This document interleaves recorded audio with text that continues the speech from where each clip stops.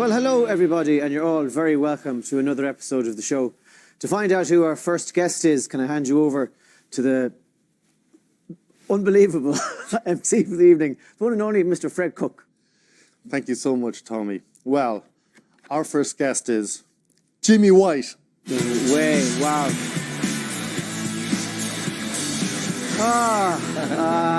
Hi, Tommy. Wow. How are you? I'd love to shake your hand, but we're not allowed. Oh, my goodness. How are you? I'm not too bad, sir. Yourself? Yeah, I'm good now. I'm a huge fan, obviously. Oh, thank you. Yeah. How old are you? Nearly 60. What's that like? It's great. Is it? Yeah. I'm sober, so every day's good. When did you stop drinking? Well, I've been trying to stop drinking for about 25 years, but I'd say about 6 years now. So, sober, pretty sober. Yeah. What are the advantages of being sober? Well, I get up at 11:30 in the morning instead of going to bed at 11:30 in the morning. And I can practice and still do what I love doing, So I'm back, I'm still on the main tour. Yeah. And I'm practicing hard, I'm enjoying that side of it. What men of 60 do you know that are still trying to maintain? I mean, you get it with artists, like a writer or an actor. Yeah. Sometimes they can be doing their best work in their old years. Mm. Do you know many sports people who... No, not at all. This is why, my sort of, how can I say, not excuses, but where before I wasn't really dedicated, but I always loved the game. I love doing the exhibitions. I love travelling the world, doing demonstrations. But with the drinking and the travelling and not playing on the right tables, I was actually ruining my game. So the last maybe 2.5 years, I've been really working on getting my game together. And now I'm working on like a format I've got 3 more years that I'm going to try and win the World Championships. If I didn't think I couldn't do it, I wouldn't play, but I still do it in practice. I still make 147s. The difference is I find now the difficult part is the concentration. When you're younger, you get in the zone, you stay in the zone.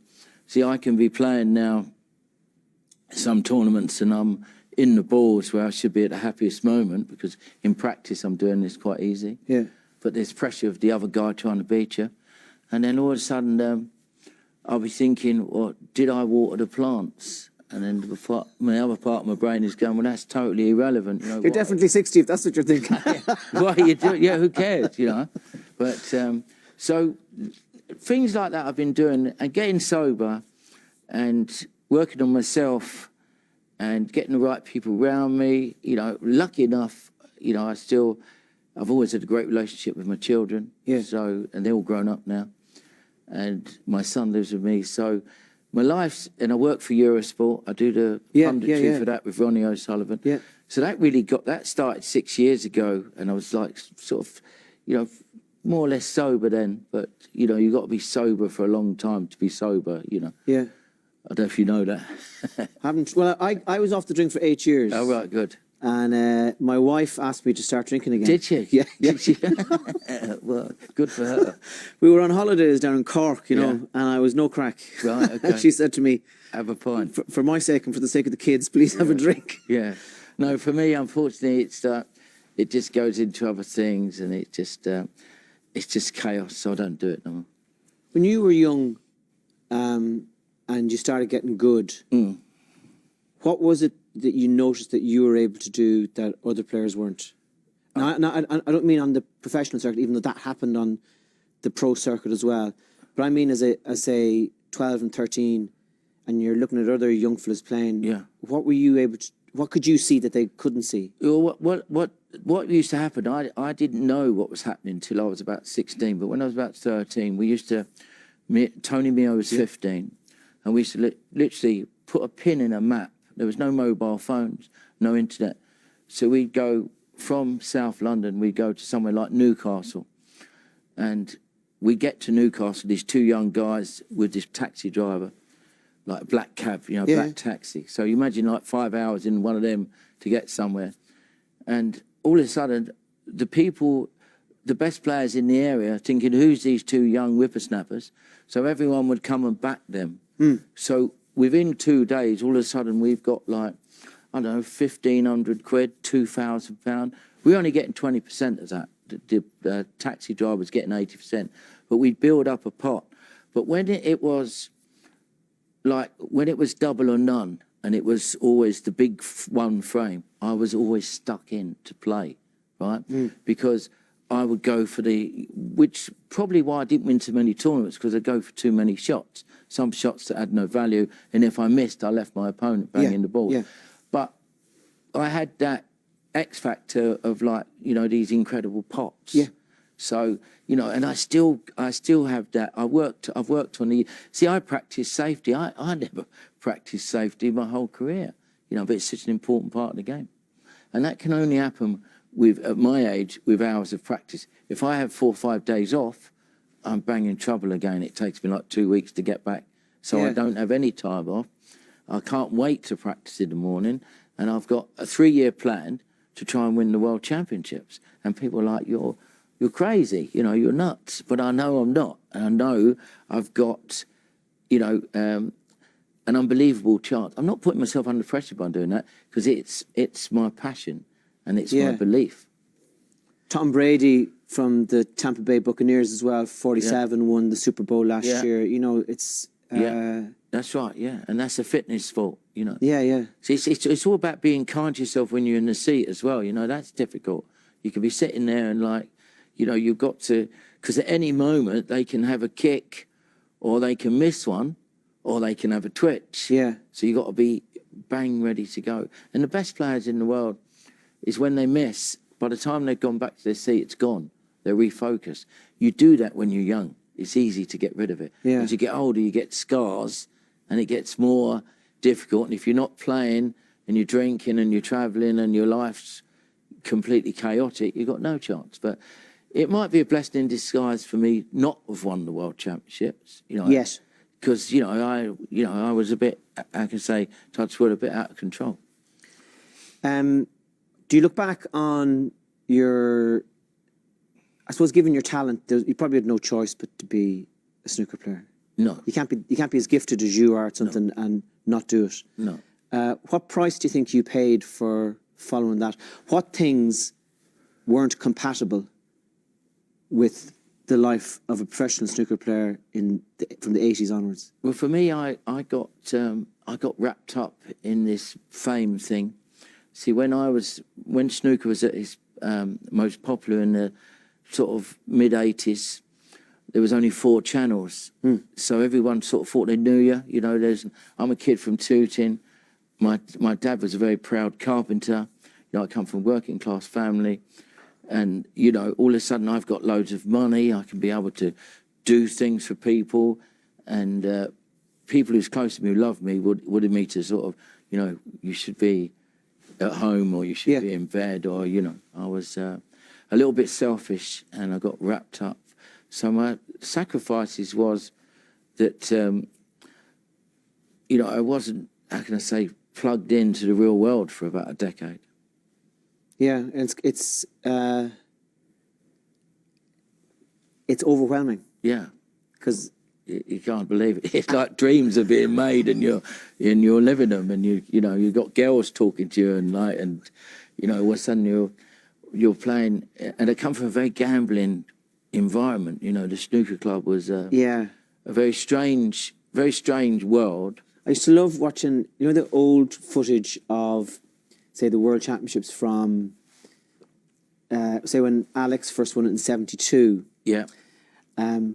Where the table was there and there was no advertising hoarding. There were just lads in suits smoking, watching the game. I just thought, Jesus, that was... Big cloud of smoke, But there's something, when I spent about 8 years of my life hanging around a snooker hall in Galway. Oh, right. And I loved it. I just loved it was so soft and warm and kind of half lit compared to the bright, cold world outside. Lots of gamblers. It's a principled world, but it's kind of cutthroat as well, isn't it? Absolutely. You lose your money, no one's going to give back to you out of kindness. Absolutely. And if you say, I took your money every weekend, and then you won one weekend and I can't pay, you're not going to accept that. Yeah. You know, and a lot of that used to go on, you know. But, no, it's a very strange, you know, going to watch Higgins in them days, it would just be, and everyone had a dress suit on in the audience, and it'd just be a cloud of smoke. But Higgins made the game. Higgins was my hero. That was probably following Higgins, you know, and then all of a sudden I'm with my hero. He beat me in the World Championships in '82. Yeah. And we went on these tours of Ireland and all around the south coast of England, and I'm with my hero, and we got to practice every afternoon. Wow. And I've just, you know, I'm here. You know, it's like a tennis player around John McEnroe, and I'm like, this is Alex Hurricane Higgins, my man. You know, and he made the game of snooker for sure. You know, he was the panache, he was a flamboyant. But where I followed him with all them crowd-pleasing shots, it probably cost me lots. But at the same time, I enjoyed that lifestyle and I enjoyed the way I played. Yeah, but you're not the same. Like Alex's personality off the table isn't the same as yours. I get the sense from you off the table that you're quite shy, and you're quite, you know. Whereas Alex was all showbiz, like coming on with the hat and the scarf. And, Oh no, he was a showman, all right. Yeah. But your talent at snooker is you're so good at this highly technical game. You are the kind of the equivalent of a Jimi Hendrix or some other kind of talented art. You're that good at what you do. You're really unusual. Yeah. When did your parents or the adults around you go, okay, we know the snooker hall is, there's a couple of rogues up there and it's a rogue culture. Yeah. But Jimmy has this world-class talent. Yeah. When do you remember, did they ever... I remember actually the day I was 13 and I made a century break, right? And it was in the national newspaper, I say national newspaper, a red top newspaper in England, and for making a century. But it was the way I'd played, you know, I'd out and out just potting balls. So people knew that if they just... See, if I had the talent, if I could put myself now to then, I would have... me getting hold of a young Jimmy White, I'd have worked on his safety game. I'd have worked on his pre-shot routine. I'd have got his preparation right. But unfortunately for me, all my life, I've been a bit of a control freak, you know, like I'd have to do it all my own way, and it obviously wasn't the right way. But Jimmy, it was the right way. Well, it was, because I'm here talking to you.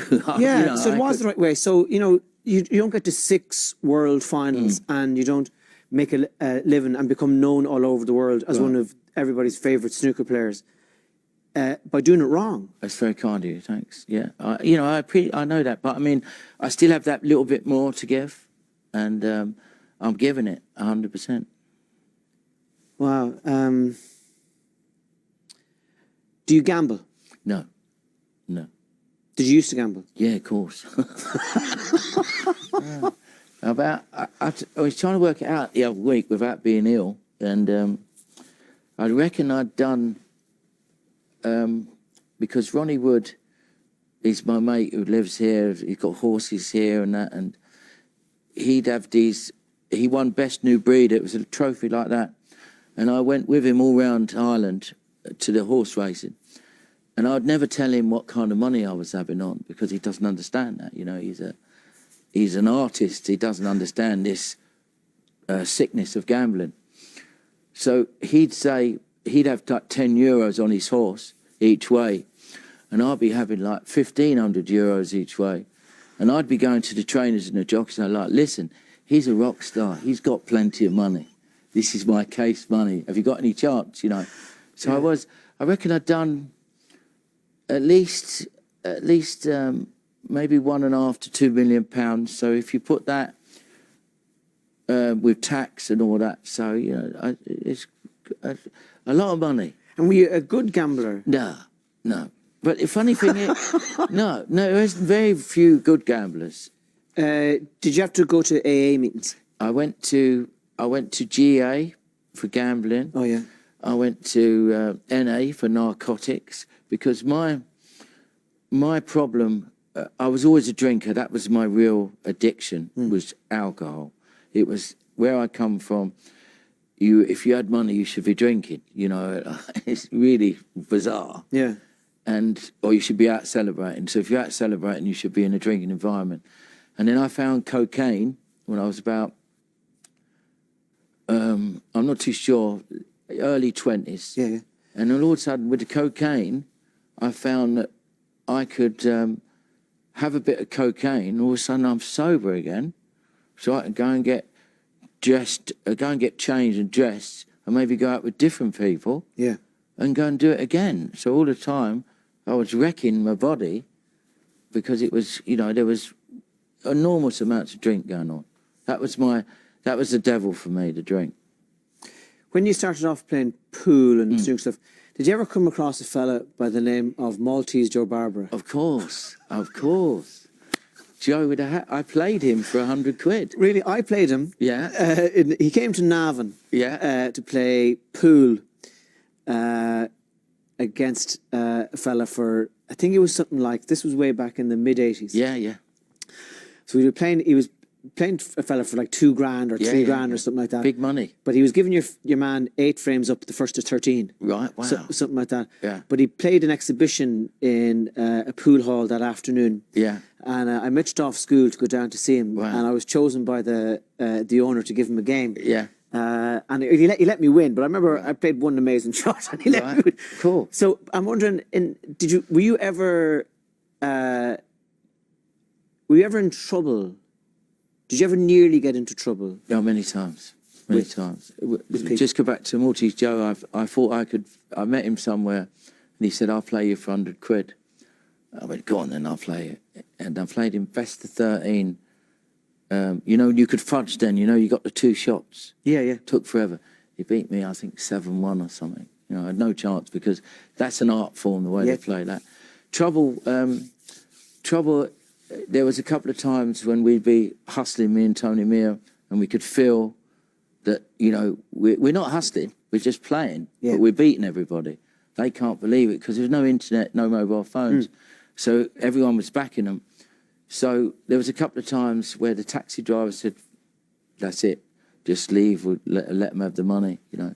You can't take the money because you could tell that people have done their savings and it's gone on for days, you know. So there was a couple of times there, but there's one place, I was in a nightclub in London with Tony Mio and a guy called Flash Bob, who was also a professional snooker player. And we was playing a guy 9-ball pool on a pool table in a nightclub. There's all music going on and all that, and we're winning lots of money, probably £2,000 or £3,000, something like that. And all of a sudden, this guy, he went like that, and as he went to pull out, we didn't know what it was, the bouncer see him and hit him and knocked him out. And as he went to the floor, this gun come out of his, you know, out of his coat. So what he was going to do with that gun, I don't know, whether he was going to shoot me, Tony Mia, or Flash Bob, you know. So that was pretty close, you know. Yeah. I wonder why I wasn't able to go pro. Right. What was your ice break? 66. Good stuff. Good start. We'll have to have a game one day. Yeah. Would you say that you're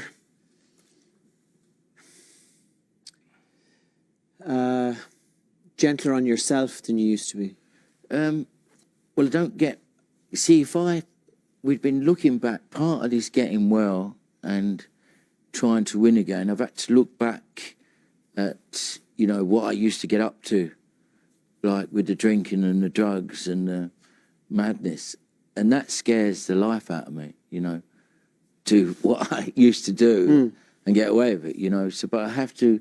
Part of the stuff is to relive that a little bit, you know. So, does that mean take responsibility for it? Well, yeah, you know, and you know, there's been a few apologies I've had to put out there to people. You know, I didn't personally mean to hurt them, but I might have dragged them with me on this sort of mad road. They probably had a great time at this, you know. Yeah.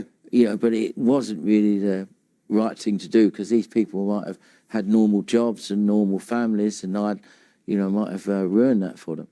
Is that a necessary thing to do as part of Cleaning up. Yeah. 100%. Of facing what you've done. Yeah. Just, I don't feel, I never hurt anybody. I never was abusive to anybody.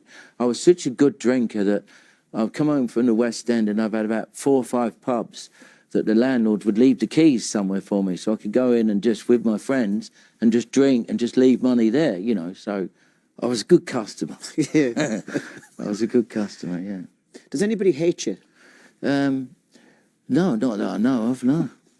No. That's a phenomenal achievement. Yeah. Probably have a couple.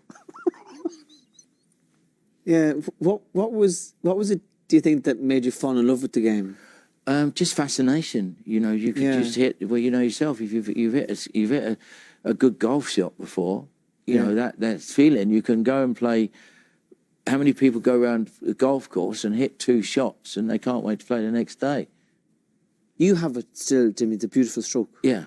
No, if I didn't, listen, Tommy, as true as I'm sitting here, if I didn't think that I couldn't play as good as I've ever played, I wouldn't play no more. You know what I mean? It's still there. I don't need to play snooker financially. I don't need to travel here, there and everywhere. But I absolutely love it. So, is it the sound of a ball hitting the ball and that ball hitting the back of the pocket? Absolutely. Nothing like it. Nothing like it. Absolutely. You've been there. And the beautiful thing about, you know, that no matter how bad the previous frame has got, Yeah. the ball to be set up again. Yeah. A new frame. Every frame's different. Yeah. You can have the terrible frame, but it took an hour to win it against Mark Selby. Suddenly you pot a long red and you clear up with the ball, the cue ball completely perfect. Then you can have the next game could be even worse than the game before last. But that's part of snooker. It's I'm obviously a huge fan, and Ricardo. pleasure to meet you, Jimmy. Cheers, Tommy. I've met you before. Maybe when we was drinking.